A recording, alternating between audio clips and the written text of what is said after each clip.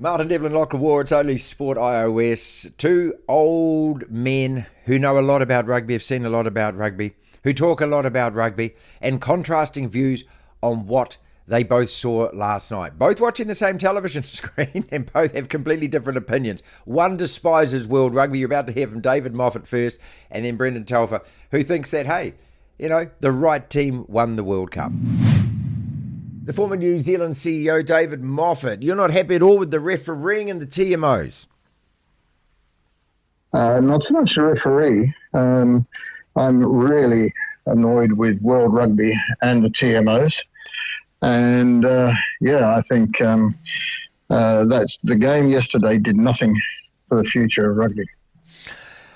What gets up your goat so much? Is it the destruction of the spectacle? Is it the fact that none of us seem to know what any of the rules are? Is it the fact that, or a combination of all of these, plus, that we were all hoping that it wouldn't be decided by cards, and in the end, the confusion around that means that the game, of course, was majorly affected by that. And so what is everybody talking about today? They're talking about the referees and the TMOs, and I predicted that well over 12 months ago. Now, my view about rugby at the moment is it's lost its soul, and it's lost its soul on the altar of money. There was a great Tottenham Hotspur manager called Bill Nicholson who said, "We must always consider our supporters, for without them, there would be no professional football. It would be better to have more fans watching football the way they like it played, rather than have a few fans watching football the way we would like it played." And I think that encapsulates what World Rugby is all about. They are more concerned with money than they are with the fans.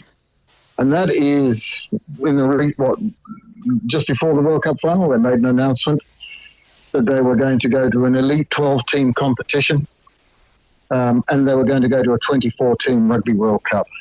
And that's all about money. It's not about anything else. It's just about money.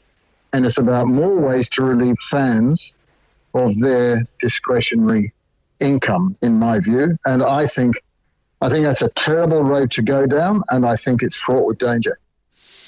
In terms of what Nicholson said and the way that the game is played at the moment, rugby, it just seems, doesn't it, that it tries its very best to wreck what we would call a good game. I don't want to blame Wayne Barnes for it. He's just doing what he actually is trying best to do. And there's 250 pages of a rule book, and he's out there trying to interpret everything that's going on. But David, the frustration has got to be that this is the pinnacle of the sport. This is its biggest shop window. This is the World Cup final. If you think of football, for example, and let's use that analogy and go back to Qatar, if that France versus Argentina game, which was one of the most fabulous games of round ball I've ever seen, 3-3 goes to a penalty shootout, if that was stop-start, cynical foul, peculiar decisions, confusing, calls from a VAR and everything else, I mean, what on earth you would be asking the administrators are you doing? What are you showing and selling to the world? Is that the point you're trying to make? It is, and I think football and VAR may soon part ways, because the VAR are getting it so wrong in football, and it's causing huge concern within football circles. And they haven't actually looked over the fence and look at the shambles that our sports become. But you know what I think, mate? I think that World Rugby almost never mentions the game. And do you know why? I think they are scared to change the laws in face of the impending litigation that's coming down the track. Because if they change the laws, they're basically saying, well, we got it wrong. And they also ignore their own laws, especially Law 15. I mean, I'm not going to sprout it, but if anybody's interested, they go and have a look at it. It's about the ruck, pretty pictures, everything like that. Last time I saw one of those when I was refereeing. That's that long ago, mate. And the other thing, mate, with this, what I refer to as the GMOs, the gotcha match officials, because that's what it's all about. Oh, gotcha here, gotcha there. And we know what the big problem is, because they are not dealing with the cause. They are actually only interested in sanctions, not the cause. Because if they wanted to deal with the cause, they would immediately say you cannot tackle above the nipple line, and they can sort out the breakdown. But they won't do that. Finally, when you say it's all about money, just explain to people. So what is the obsession, do you think, with them, the administrators? Well, okay, so the first move they've gone into trying to get more money out of people's pockets is they went to an elite sevens team, 12-team sevens competition, played in elite places in the world, because they said, their own press release, this will enable people to see this game, and then they'll all rush out and want to play sevens. My experience with sevens, the people the next day can't even remember anything about the football, because that's not what sevens is all about, mate. Yeah. It's about dressing up and getting on the piss. And then they've gone to this 12-team comp played every 2 years. That's all about more money, about putting everything together in one pot, more rugby, and it'll actually, I think, destroy the Rugby World Cup, because the 12 teams will be playing each other in a competition every 2 years. Those same teams will be the final 12 in the Rugby World Cup. And then they've gone to a 24-team Rugby World Cup. That's all about money. Or else it's about trying to make sure that actually America, prior to the 2031 World Cup, but that's what it's all about, mate. It's not about all that stuff that they sprout about, we're all going to come up together. That's absolute rubbish. The one thing I will say, though, that they have given the other nations a competition to play in, which will do them well, but they will not play the top 12. So how are they going to perform at a 2014 World Cup? There's going to be bigger blowouts than there are now.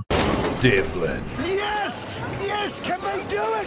The platform. David Moffett, the former New Zealand Rugby CEO. Well, a very impassioned man. He says he doesn't want to watch rugby anymore. He said he's had a guts full of it. He said that the world administrators are destroying the game. We go from him to his old mate and our old mate, the BTE, the Brendan Telfer experience, courtesy of JK's World of Golf. David said he doesn't want to blame the referee. He's blaming those in charge, and especially the TMO, for wrecking a spectacle. What are your thoughts, Telf?